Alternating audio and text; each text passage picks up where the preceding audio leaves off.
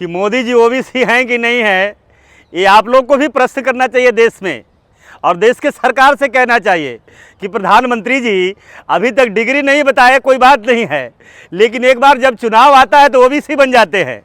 आपको अडानी की जाति बतानी चाहिए, अंबानी की जाति बनानी चाहिए, क्योंकि 9 साल के अंदर अगर आपने कुछ किया है तो आपने अडानी अंबानी के लिए, आपने कारपोरेट समूह के लिए काम किया है, देश के लिए काम नहीं किया मोदी जी। इसलिए जनता माफ नहीं करने वाली 24 में। ओबीसी कह लो या एससी कह लो, अब जनता माफ करने वाली नहीं है। जो कब्र खोदे हैं उसी खोद में अब आपको जनता 2024 में खत्म दफन कर देगी। कर दूं, संघ परिवार और भारतीय जनता पार्टी और नरेंद्र मोदी में पट नहीं रहा है। ये गुट है जो जोगी गुट है, जो आरएसएस और भारतीय जनता पार्टी है, और दूसरा गुट जो है मोदी जी का गुट है। अब मोदी जी को बचने वाला नहीं है, मोदी जी को खत्म करने वाला है। जिस तरह से खत्म कर दिया, जिस तरह से बघेला जी को खत्म किया गुजरात में, जिस तरह से उमा भारती जी को खत्म किया, कल्याणजीत सिंह जी को खत्म किया, आडवाणी जी को खत्म कर दिया, ये सब ओबीसी चेहरा है। तो मुझे यह भी बात है, अब ओबीसी एक और शहीद होने वाला है, उसका नाम नरेंद्र मोदी जी है। 24 के पहले शहीद हो जाएंगे मोदी जी।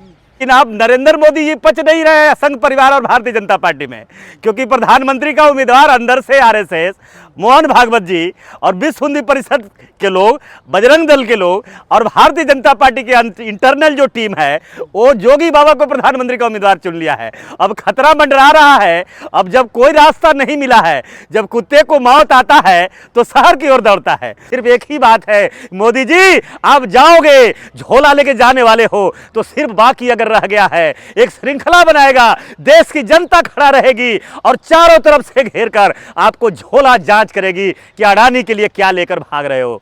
यही जांच बाकी रह गया है मोदी जी के लिए।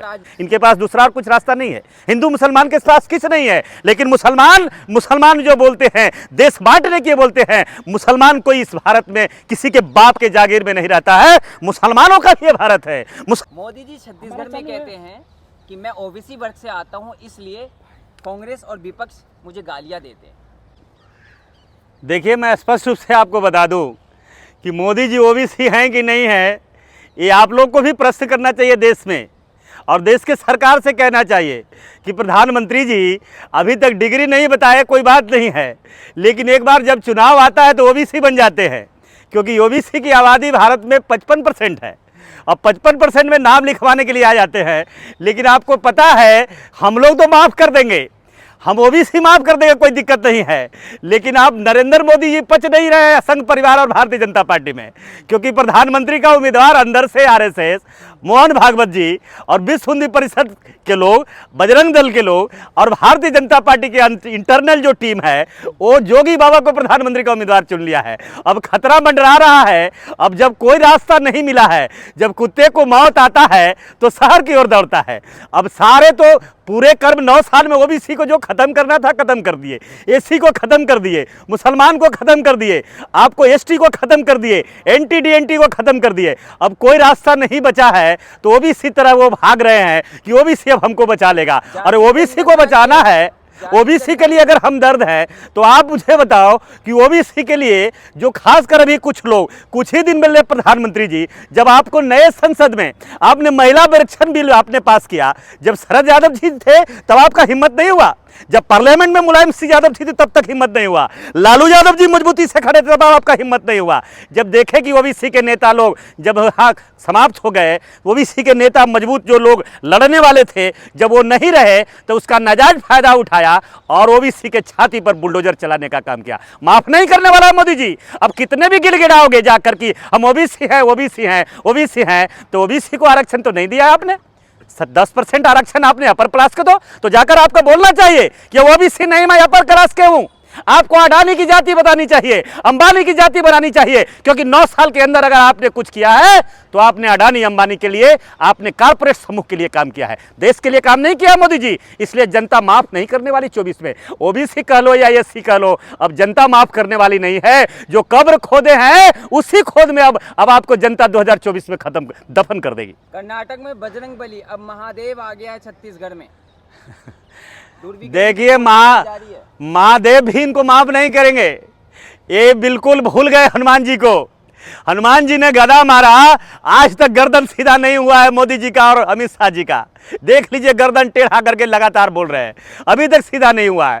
और 7 राज्यों का चुनाव हुआ, 7 में 5 राज्यों में सफाया हो गया। और जहां राम मंदिर बना रहे हैं, मऊ के बगल में चुनाव हुआ, विधानसभा का उपचुनाव, 75,000 वोट से वहां भारतीय जनता पार्टी का उम्मीदवार। अब न राम काम आने वाले हैं, न इनको हनुमान काम आने वाले हैं। अब एक नया बात कह रहे हैं कि वहां शिव की बात कह रहे हैं। यहां शिव की अगर चर्चा करने वाले हैं तो शिव के बारे में आप जान लीजिए, शिव तो कभी आपके साथ नहीं रहने वाले हैं कि वो शिव कम है और भगवान बुद्ध ज्यादा हैं। ये महिमा मंडित करने वाले हैं। वो शिव हमारे सनातन धर्म के हैं, शिव हमारे भगवान बुद्ध हैं, जिनको आपने बाहुलीकरण करके, जिनको आप महादेव महादेव बता रहे हैं। ऐप को लेकर कौन सी ऐप की बात कह रहे हैं?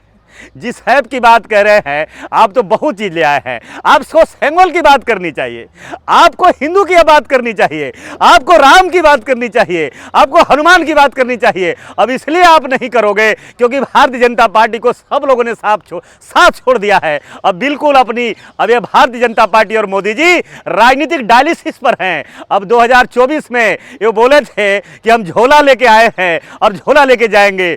आपने इन्होंने हार स्वीकार कर लिया। 8 महीना पहले विशेष सत्र बुला लिया और विशेष सत्र में हार स्वीकार कर लिया। कल 4 साल तक अपने 400 सीट अपने बूते जीतने की बात करते थे, आज वैसे दलों का गठबंधन बना लिए। घास ही ऐसी फौज बनाए हैं जिनको पंचायत का भी हैसियत नहीं है, जिनके पास सरपंच भी नहीं है। आंकड़ा देख लीजिए, 41 पार्टियों का। तो ये हार स्वीकार कर लिया भारतीय जनता पार्टी। अब सिर्फ एक ही बात है, मोदी जी आप जाओगे, झोला लेके जाने वाले हो तो सिर्फ बाकी अगर रह गया है, एक श्रृंखला बनाएगा, देश की जनता खड़ा रहेगी और चारों तरफ से घेर कर आपको झोला जांच करेगी कि अडानी के लिए क्या लेकर भाग रहे हो। यही जांच बाकी रह गया है मोदी जी के लिए। 5 राज्यों में मोदी जी आ रहे हैं, कोई नहीं है टक्कर में। 5 राज्यों का आपको सर्वे आ गया और भारतीय जनता पार्टी बौखला गई है। बौखलाती नहीं तो आज इनको चुनाव लड़ना था। जहां चुनाव लड़ना था वो चुनाव ईडी लड़ रही है, जो चुनाव मोदी जी को लड़ना था वो सीबीआई लड़ रही है, जो चुनाव बघेल को जो चुनाव लड़ना था आपको चौहान को लड़ना था, शिवराज चौहान को, वो चुनाव कौन लड़ रहा है वो देख लीजिए। इसलिए अब घबराइए नहीं, समय आ गया है। जैसे हिमाचल और कर्नाटक का रिजल्ट आया है उसी तरह का यहाँ का भी परिणाम आने वाला है। ये 5 राज्यों का चुनाव जो आएगा वो टेलर नहीं होगी, वही इनकी तेरही होगी। उन्हीं समाप्ति का इतिहास इनका लिखने का काम करेगा। अच्छा, क्या लगता है जिस तरह से महिला आरक्षण बिल के बाद से बीजेपी के अंदर ही साध्वी प्रज्ञा ठाकुर को साइड लाइन कर दिया गया, उसके बाद से मोदी के बाद योगी एक नया चेहरा आया क्या? अरे छोड़ दीजिए, आपने सिर्फ मोदी जोगी की बात छोड़ दीजिए। भारतीय जनता पार्टी के अंदर भूचाल है, ज्वालामुखी फट गया है। आपने देखा उमा भारती साइड कर ले, आप एक नहीं गिनती करिए, वसुंधरा राजे साइड हो गई है। आप देखिए कि इनके सारे लीडर जितने थे, अच्छे लीडर थे मध्य प्रदेश के अंदर, वो सारे छोड़ चुके हैं। तो भारतीय जनता पार्टी के लिए अंदर अंदर भी विद्रोह है। और खासकर ये भी मैं जानकारी कर दूं, संघ परिवार और भारतीय जनता पार्टी और नरेंद्र मोदी में पट नहीं रहा है। ये गुट है जो जोगी गुट है, जो आरएसएस और भारतीय जनता पार्टी है, और दूसरा गुट जो है मोदी जी का गुट है। अब मोदी जी को बचने वाला नहीं है, मोदी जी को खत्म करने वाला है। जिस तरह से खत्म कर दिया, जिस तरह से बघेला जी को खत्म किया गुजरात में, जिस तरह से उमा भारती जी को खत्म किया, कल्याणजीत सिंह जी को खत्म किया, आडवाणी जी को खत्म कर दिया, ये सब ओबीसी चेहरा है। तो मुझे यह भी बात है, अब ओबीसी एक और शहीद होने वाला है, उसका नाम नरेंद्र मोदी जी है। 24 के पहले शहीद हो जाएंगे मोदी जी। क्या ब्राह्मणवाद, बीजेपी के अंदर ब्राह्मणवाद और ओबीसी एससी एसटी के अंदर जो अम्बेडकरवाद है और एक ब्राह्मणवाद के बहुत लड़ाई चल रही है क्या? नहीं, देश में आज भी मैं कहता हूं, देश में दो ही वाद है, एक पाखंडवाद है, एक ब्राह्मणवाद है, और दूसरा एक अम्बेडकरवाद है। अम्बेडकरवाद भी देश में 90% लोग हैं और 10% एक पाखंड का सहारा लेके बैठे हैं। वो पाखंड के सहारा लेके मोदी जी लगे हैं, जो बारूद के ढेर पर बसे हैं, जिनका इस्तेमाल होगा। दंगा में कौन मारा जाता है आप पता कर लीजिए। दंगा में दोनों पक्ष के लोग होते हैं, ये संविधान चाहने वाले लोग हैं, संविधान प्रिय लोग होते हैं, लेकिन दंगा करवाने वाला कौन होता है आपको पता है। इसलिए मैं स्पष्ट रूप से आप बता दूं, भारतीय जनता पार्टी एक पाखंडी पार्टी है। भारतीय जनता पार्टी एक मनुवादी पार्टी है, भारतीय जनता पार्टी एक जातिवादी पार्टी है, जिनका सफाया बहुत जल्दी होने वाला है। इनकी चाल को, कुटिल चाल को जनता समझ चुकी है और जनता 24 में इनको सजा देने वाली है। ये बचने वाले नहीं है। अब इनका मोदी 2029 में योगी अब कोई काम नहीं वाले हैं, न योगी काम आएंगे न मोदी आएंगे। बताइए मऊ में जोगी जी थे, क्या मऊ का हाल हुआ पता लगा लीजिए। उपचुनाव आपने बड़े अच्छे तरह से देखे और कर्नाटक में भी प्रचार करने वाले थे जोगी जी। और जोगी जी मोदी जी के विपक्ष में गए थे और कहे थे कि जो मोदी का असर खत्म हो गया है,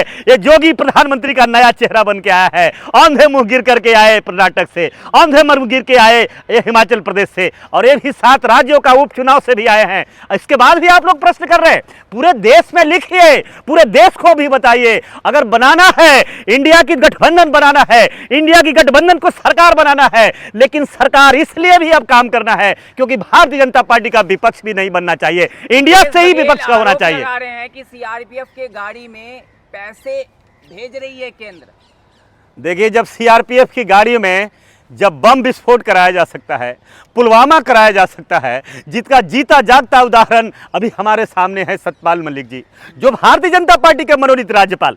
आप देख रहे हैं हमेशा, ये मैं नहीं कह रहा हूं, ये मैंने नहीं कहा, बड़ी खुलासा हम लोगों ने नहीं किया। जब हम लोग कहते थे तो बड़ा भाजपा वालों को मिर्ची लगती थी, लेकिन सत्यपाल मलिक जी ने खुद कह दिया तो सारे पर्दा इनके उठ गए हैं और नई तैयारी भी हो रही है। जब भाजपा का कोई रास्ता नहीं निकल रहा है, भाजपा बिल्कुल निराशा में है, भाजपा हताशा में बैठी है, अब वो इंतजार कर रही है कहीं पुलवामा एक आज हो जाए, जहां 100 सैनिकों को मरवा दे, 100 सैनिकों की जान चली जाए, ताकि इनका लाश और तिरंगा भेजकर हम सहानुभूति लेकर पुनः हिंदू मुसलमान करके हम सत्ता में आ जाएं। इनके पास दूसरा और कुछ रास्ता नहीं है। हिंदू मुसलमान के पास किस नहीं है, लेकिन मुसलमान जो बोलते हैं, देश बांटने के बोलते हैं, मुसलमान कोई इस भारत में किसी के बाप के जागीर में नहीं रहता है। मुसलमानों का ये भारत है, मुसलमानों का ही ये देश है, मुसलमानों का बलिदान कोई कम नहीं रहा है देश में। इस देश की गिटी मिट्टी में बराबर का भागीदार है। और आपको समझना चाहिए, अगर ये दिक्कत रियल हिंदू आप निकाल दीजिएगा, जो हमेशा ये बोलते हैं हिंदू धर्म खतरे में है,